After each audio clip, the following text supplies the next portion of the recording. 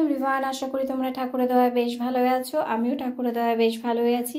দেখো, প্রথমেই ঠাকুর ঘর দিয়ে শুরু করলাম, কারণ ঠাকুরকে দর্শন করেই সকাল শুরু হয় সবারই, তাই আমারও শুরু হয়, আশা করি তোমাদেরও শুরু হয়। তো ঠাকুরের ব্লগ শুরু করার আগেই তোমাদের ঠাকুর দর্শন করিয়ে নিলাম। তো এবার আমরা যাব আজকে একটু মায়ের বাড়ি, মানে আমার মায়ের বাড়ি।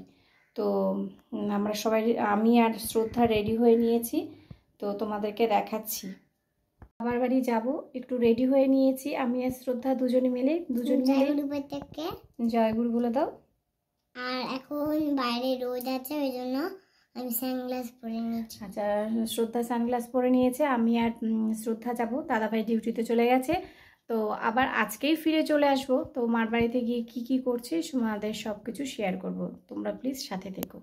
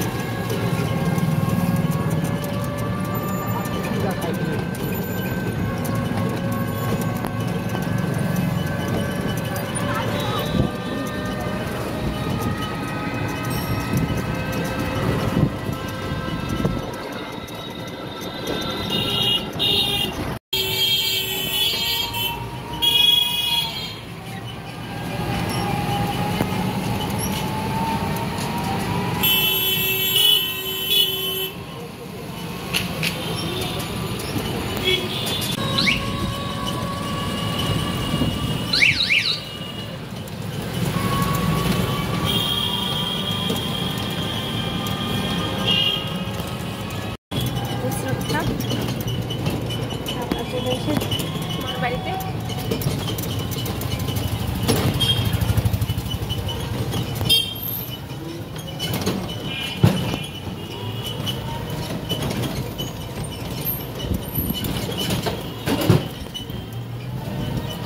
দিদুন বাড়ি চলে এসেছি।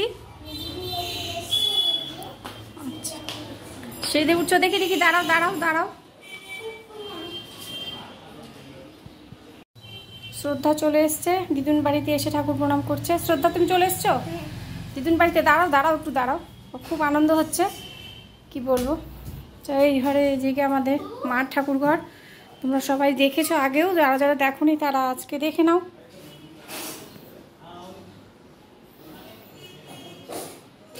চলে এসছি তোমার বাড়ি। সকালের খাবার রান্না করেছে, দেখো এই যে এখানে ঘুগনি,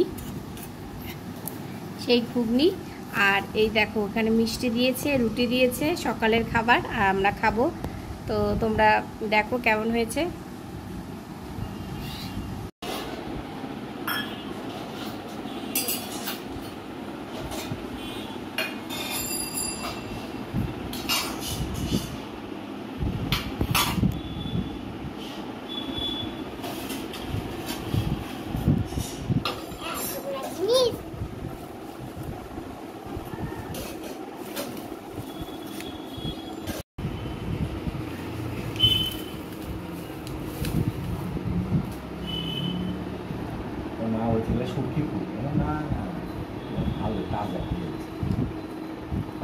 থাকে না 10 টাকায় একদম ফল ফুল দেয়, ওরকম একটা দিয়ে আসলাম মামাকে, বুঝলি না।